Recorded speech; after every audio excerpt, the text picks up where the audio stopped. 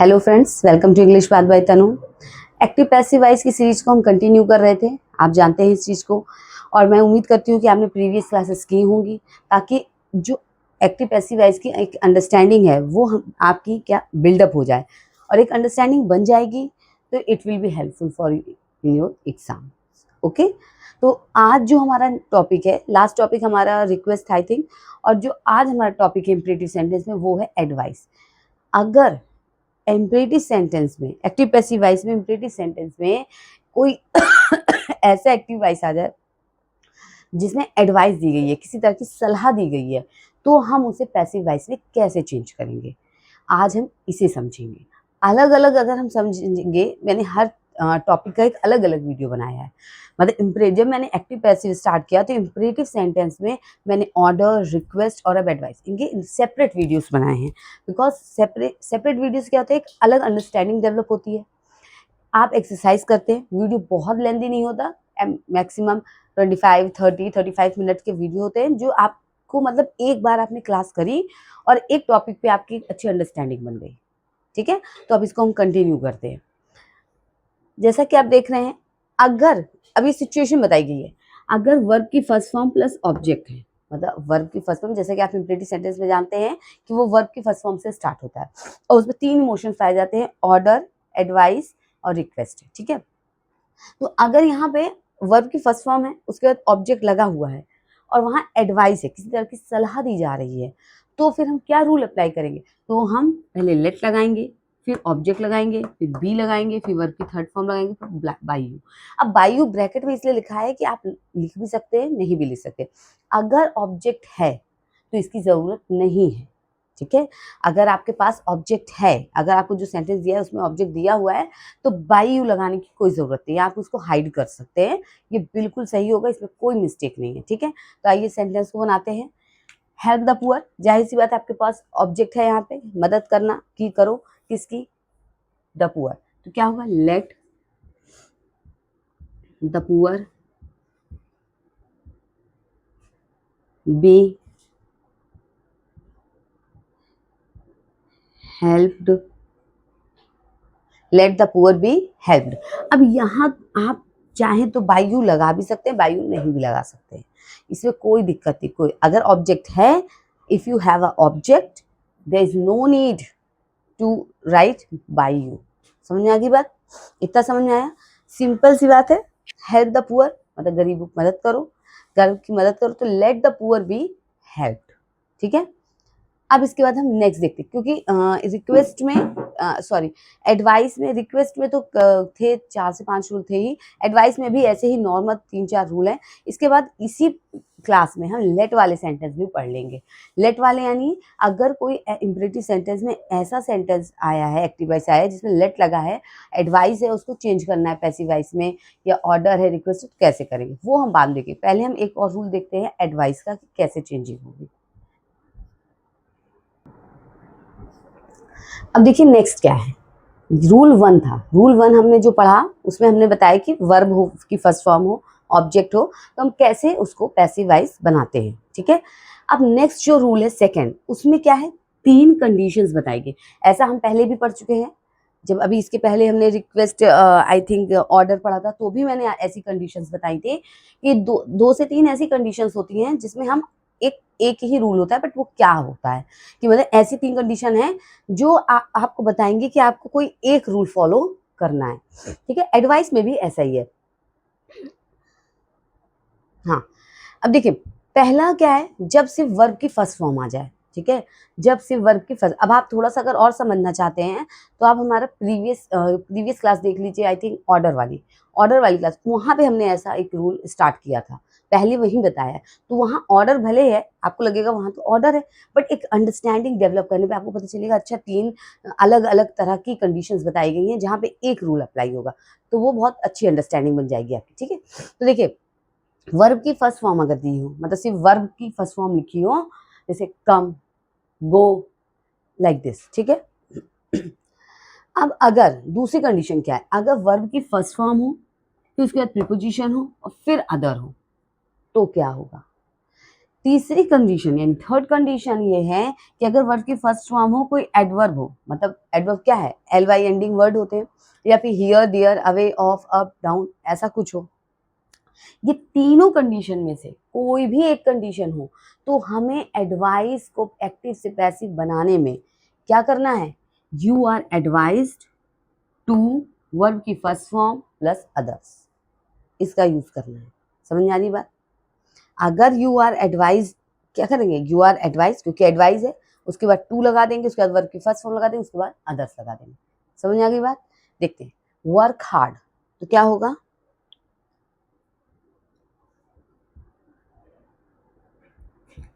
You are advised to work hard.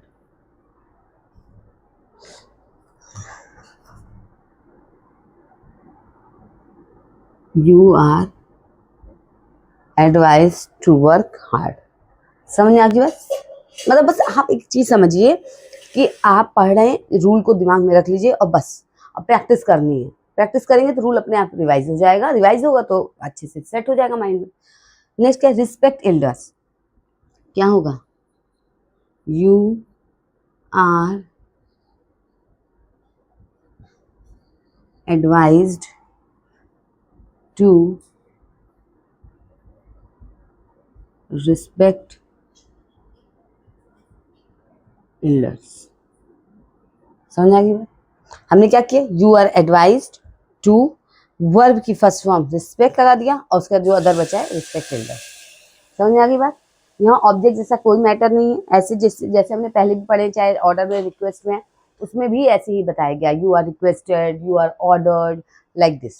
ठीक है, ऐसे ही है। तो यहाँ पे भी यही है, you are advise to respect elders. समझ में आ गई बात? अब हम नेक्स्ट पढ़ते हैं। अब नेक्स्ट हमारा क्या है, आई होप सो अब नेक्स्ट हमारा आई थिंक है लेट वाले सेंटेंस। अब हम देखते हैं लेट वाले सेंटेंस अगर एडवाइस में आए या रिक्वेस्ट में आए या ऑर्डर में आए या कोई भी कंडीशन, यहाँ इसका इससे कोई लेना देना नहीं है। लेट वाले तो ऐसे हमने सेपरेट पढ़े हैं, लेकिन अगर कोई ऐसा सेंटेंस आ जाए जो लेट से ही स्टार्ट है और उसका पैसिव वॉइस बनाना है तो कैसे बनाएंगे, आइए देखते हैं। ओके, तो ये देखिए अब जो नेक्स्ट टॉपिक है वो क्या है, लेट वाले वाक्य। अगर कोई ऐसा एक्टिव वॉइस आ जाए जो लेट से स्टार्ट हो रहा है तो हम उसको इम्परेटिव सेंटेंस है तो उसको हम कैसे चेंज करेंगे। लेट तो इम्परेटिव सेंटेंस में ही लगता है और किसी में लगता ही नहीं है। ऑर्डर, रिक्वेस्ट, एडवाइस जैसी इमोशंस इसी में आते हैं। और अगर ऐसी कंडीशन में हमें कोई ऐसा मिल जाए एक्टिव वॉइस, लेट हिम गो, लेट मी प्ले, ऐसे ही, तो हम उसको कैसे चेंज करेंगे। और खासकर तब जब ऑब्जेक्ट एक हो, इसका बहुत ध्यान रखिएगा। जो भी मैं बोर्ड पे लिखती हूँ उसको बहुत अच्छे से समझिए, क्योंकि वहां पे एक एक वर्ड, एक एक चीज की कोई मीनिंग है, कोई मतलब है। मैंने लिख दिया है वन ऑब्जेक्ट, अगर कभी कोई ऐसा सेंटेंस मिलता है, कोई ऐसा एक्टिव वॉइस मिलता है जिसमें एक ऑब्जेक्ट है, उसमें लेट लगा हुआ है, ठीक है, समझ रहे हैं ना, और उसको एक्टिव टू पैसिव चेंज करना है तो हम क्या करेंगे। मैं फिर से एक बार रिवाइज कर रही हूँ। अगर active to passive voice change करना है, उसमें इम्परेटिव सेंटेंस है, फिर उसमें लेट वाले वाक्य भी हैं, और उसके बाद उसमें एक ऑब्जेक्ट दिया हुआ है, सिर्फ एक ऑब्जेक्ट, तो उसको हम कैसे चेंज करेंगे। उसका रूल ये है कि आप सबसे पहले यू आर लगाएंगे, यू आर, उसके बाद रिक्वेस्ट, एडवाइस, ऑर्डर में से जो भी इमोशन आपको उसमें दिख रहा है, जो भी कंडीशन आपको दिख रही है उसमें, उसको लिखेंगे, टू लगाएंगे, लेट लगाएंगे, अदर्स, उसके बाद जो भी बचता है वो हम लिख देंगे। समझ में आ गई बात? जो भी अदर कुछ बच रहा है तो वो हम लिख देंगे। देखिए लेट हिम गो, तो अब यहाँ उसे जाने दो, ठीक है। आप यहाँ क्या हो रहा है, आप सोचिए, यहाँ एडवाइस तो दी नहीं जा रही है, ठीक है। यहाँ क्या कह रहे हैं, यहाँ एडवाइस तो दी जा रही है। ऑर्डर जैसे यहाँ रिक्वेस्ट है, लेट हिम गो, उसे जाने दो, यहाँ क्या है, रिक्वेस्ट की जा रही है, इसको समझना पड़ेगा। तो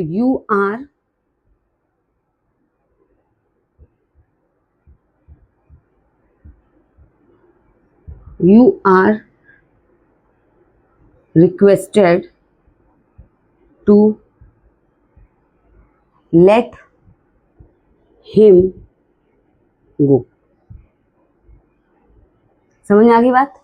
you are requested to let him go. Next क्या है, लेट मी प्ले, मुझे खेलने दो। यहाँ भी क्या है, रिक्वेस्ट की जा रही है। You are requested to let me play, ये होगी। समझ में आ गई बात? ये बनेगा सेंटेंस, ये हमारा बनेगा passive voice. Active to passive voice अगर इंपरेटिव सेंटेंस में लेट वाले वाक्य हैं और उसमें एक ऑब्जेक्ट हो, सिर्फ एक ऑब्जेक्ट हो, तो हम इस रूल को अप्लाई करते हैं। समझ में आ गई बात? क्लियर हुआ? अब हम नेक्स्ट पढ़ेंगे। अभी हमने एक ऑब्जेक्ट पढ़ा, अब हम पढ़ेंगे दो ऑब्जेक्ट। अगर कभी ऐसा हो जाए कि इंपरेटिव सेंटेंस में लेट वाले वाक्य हैं और दो ऑब्जेक्ट आ जाए, तो हम उसे कैसे active to passive voice change करेंगे, अब हमें ये देखना है। ओके, तो अब नेक्स्ट क्या है? नेक्स्ट है, अभी हमने देख लिया कि अगर एक ऑब्जेक्ट हो तो क्या रूल अप्लाई होगा, लेकिन अगर दो ऑब्जेक्ट हो तो क्या रूल अप्लाई होगा, ये जानते हैं। ठीक है, तो अगर दो ऑब्जेक्ट हैं किसी कंडीशन में, अगर दो ऑब्जेक्ट हैं तो 1 मिनट, ठीक है, तो अगर दो ऑब्जेक्ट हैं, लेट मतलब इंपरेटिव सेंटेंस है, लेट वाले वाक्य हैं और एक्टिव टू पैसिव वॉइस हमें चेंज करना है और उसमें दो ऑब्जेक्ट आ जाए तो क्या करेंगे? तो हम ये रूल अप्लाई करेंगे। पहले लेट लिखेंगे, फिर जो दूसरा ऑब्जेक्ट है वो लिखेंगे, फिर बी लिखेंगे, फिर वर्ब की थर्ड फॉर्म, फिर बाय, फिर ऑब्जेक्ट 1। समझ में आ रही बात? अब हमें पहले ऑब्जेक्ट आइडेंटिफाई करना पड़ेगा कि इसमें ऑब्जेक्ट कौन सा है। तो क्या होगा, जाहिर सी बात है, तो हमारा ये क्या हो गया, ये ऑब्जेक्ट 1 हो गया, ये ऑब्जेक्ट 2 हो गया। समझ में आ रही बात? ये ऑब्जेक्ट 1 वो ऑब्जेक्ट 2 हो गया। ठीक है, और हमें पहले क्या लिखना है, ऑब्जेक्ट 2 ही लिखना है। तो क्या लिखेंगे, let the letter B, write की थर्ड फॉर्म क्या होगी, रिटन बाय, और हमें दूसरा जो पहला हमारा ऑब्जेक्ट है वो हमने लिख दिया। समझ आई बात?